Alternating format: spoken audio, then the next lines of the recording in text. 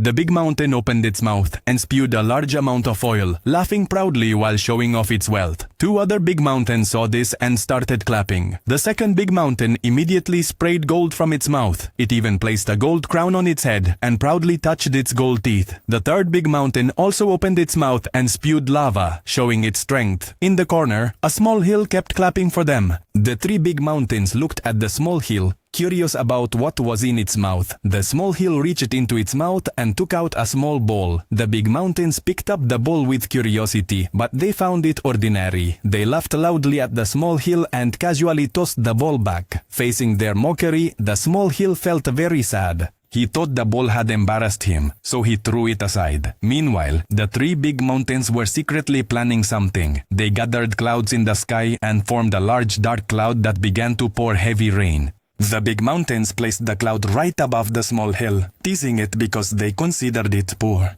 Night fell, and the big mountains, exhausted from their mischief, fell asleep, while the little hill continued to be drenched by rain. The little hill imagined becoming a big mountain and taking all the wealth of the other mountains, but it knew its dream would not come true. However, it still couldn't bear to part with the ball, but it turned out the ball had disappeared. Suddenly, many plant tendrils grew from the mouth of the little hill. The small hill quickly closed its mouth, but it still became the subject of ridicule by the big mountains. However, suddenly a large number of balls appeared and buried the big mountains, and a squirrel emerged from the pile.